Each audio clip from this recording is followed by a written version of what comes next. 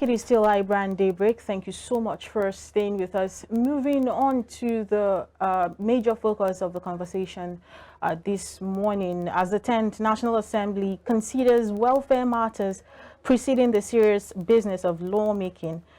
One issue agitating the public and which needs to be resolved is whether the 14 former governors who have been elected into the Senate should enjoy the perks of office like other lawmakers. The argument is that former governors are already enjoying retirement benefits in their state upon leaving office.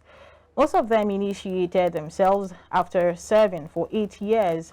Most of them initiated outrageous retirement benefits for themselves after serving for 8 years or 4 years respectively.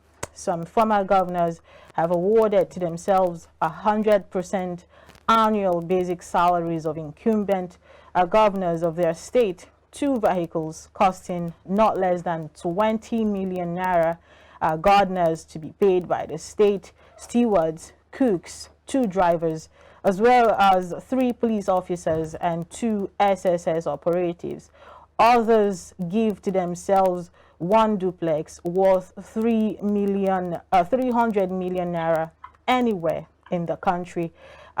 These are the issues, of course, that we've had to be dealing with, and to have this conversation with us is Chinwikuba. He is the convener, Amaka Chinwikuba Foundation, and a public affairs analyst. Good morning, sir. You're welcome. Good morning. Thank you for me. All right. This conversation definitely has lingered. Sometime in the past, it came up, and we had, civil organizations come up to ask these questions and fight against it. SERAP and several other organizations like that have also, aired their views. Even the average Nigerian on the streets, that does not seem to sit well with them. And now the conversation is coming up again, and it's as if for every time there is a padding or an increase in what these political office holders or former political office holders hold or take home after serving in office. How do you react to this new development of cutting down on what they take home? Yeah, first, it's important that in the light of the fiscal crisis that the country is facing at the national, sub-national level, that the former governors, are allowed to continue to rate the finances of the economy of the state, as we've seen in the past with outrageous retirement benefits. Whereas the law, makes provision for such things as we see in Section 124, subsection 5, where it says that the State's House of Assembly, can make law to grant a pension or gratuity. It is important to know that it's a pension gratuity and not pension and gratuity as we've seen, in most of the laws that have been passed by the state houses assemblies in respect of the person who had head office as a governor and all that. I do not think it is right. Even without discussing whether they are taking double remuneration or not, the kind of retirement benefits that they approve for themselves, is outrageous. And unfortunately, that also brings me to the weakness in legislation or what we call legislative process. Naturally, for such laws, it should be, expected that it will go under through public hearing or public consultation, where the people will make input on that. But you find out that most of these laws are already passed by the state houses of assembly without public input. In fact, we get to read about them for the ones who've seen. There are a lot of states that pass these laws of tax, that are being in the public domain. And that is of a breach of legislative process as it is staged by the Constitution.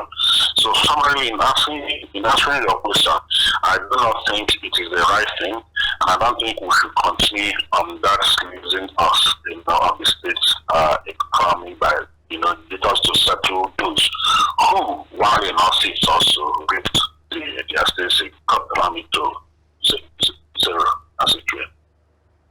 All right, but is there a constitutional backing to, you know, these conversations, whether on the part of civil society organizations who are kicking against it, or on the part of the political office holders who, you know, mark out these and, you know, probably bring up policies to back it up? Is there any end of this conversation that is backed up constitutionally?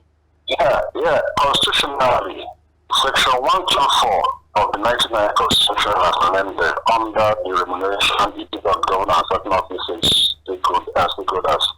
Subsection 5 means, and I read, it says, provisions may be made by a law of the House of Assembly for the grant of a pension or gratuity to, or in respect of a person who had held office as governor or deputy governor and was not removed from office as a result of impeachment, and any pension granted by virtue of any provision made in portions of this section shall be a charge upon the consolidated revenue fund of the state. So there's a legal or constitutional provision that allow, you know, the State House of Assembly to make such laws to grant pension or gratuity, you know, to governors or deputy governors. And there's no, there's no limit as to what that pension should be. However, as I said earlier on in my opening remarks, what the law says should be either a pension or gratuity. A pension is a monthly payment stipend.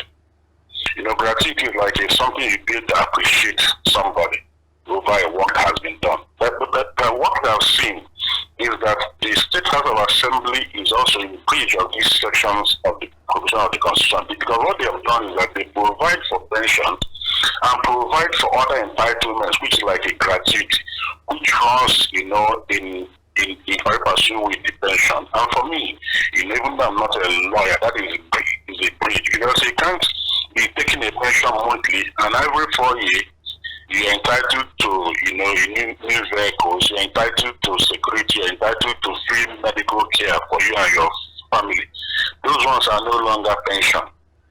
You know, the definition of pension is that monthly stipend that you are supposed to be receiving. And if you look at for the president, he said the same salary that the incumbent president is receiving.